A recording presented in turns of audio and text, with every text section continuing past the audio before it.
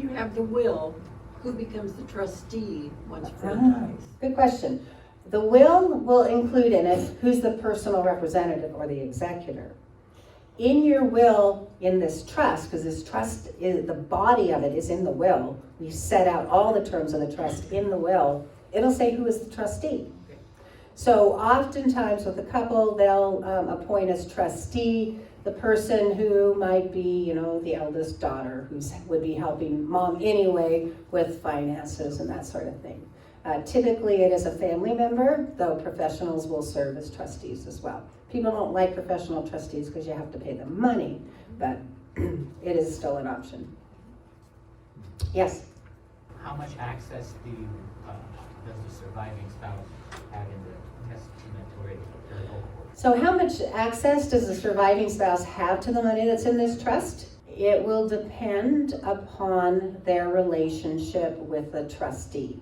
So what I tell them is to choose the person with whom you have no conflict, who is there, who's the person that's going to always be there for you?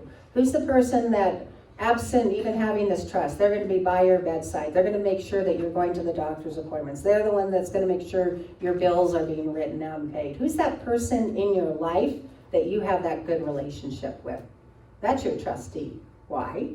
Because we want them to be using that money as they should, as the law requires, which is for the benefit of the beneficiary. We don't want somebody that's miserly there that says, what I don't distribute to mom, I get at the end of the day. Wrong person to appoint. Yeah. Can you go back to the previous slide?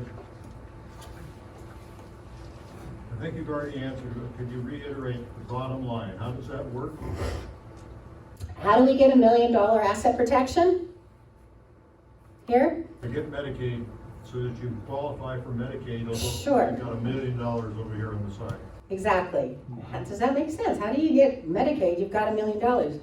The surviving spouse does not have $1 million.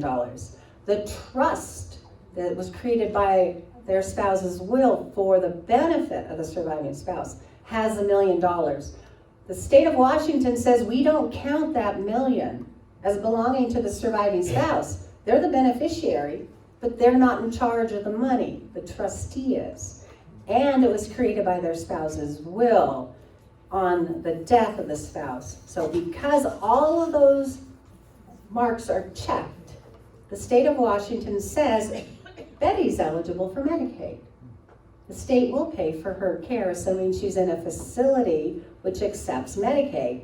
Keep in mind that majority of facilities in assisted living, memory care in particular, they don't want Medicaid right off the bat. They want you to private pay for 2 to 3 years. Okay, so you privately pay for 2 to 3 years. After that, you're in the same room. You haven't moved from the facility. Medicaid is paying for your care, and those funds then aren't needed, except for whatever might be a supplemental need, but they're not paying $10,000 a month anymore. The state is paying that. And what I was explaining was this can be a great result if you have a will, but if you have a revocable living trust, you don't get that result. With a revocable living trust, the $1 million goes to Betty. She spends it down until she's Medicaid eligible, which under Medicaid's rules is $2,000. That's the difference. Yes? I think I know the answer, but I need to clarify. If you're single and you need to move toward Medicaid, I'm assuming there's not many options for protecting your assets. Is that true or false? Explain that. It's true. I'm so sorry for all the single people in the room.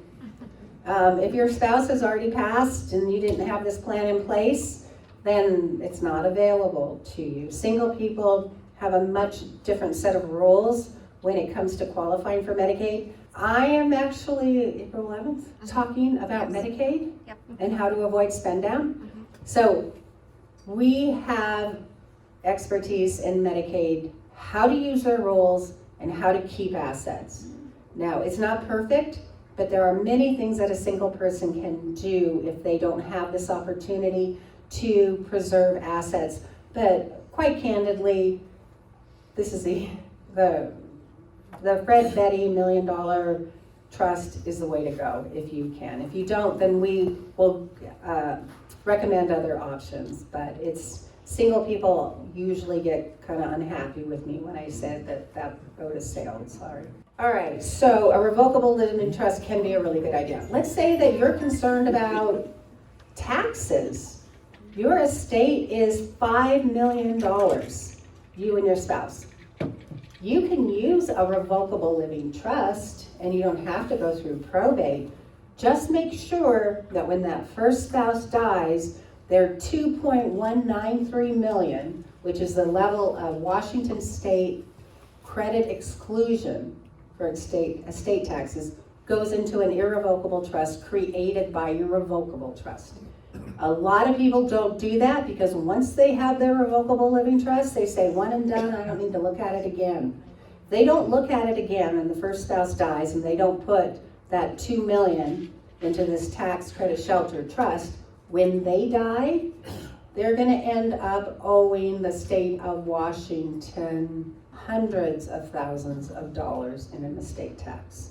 So be aware. I know people don't like to spend money talking to professionals, but I want you to know that if you have a revocable living trust and a spouse has died, go see the lawyer who drafted it and fund this tax trust that's in your revocable living trust. Because if you don't, it will end up costing literally hundreds of thousands of dollars in Washington estate tax. There's ways we can get around it, like giving away money, but that's not how it was intended.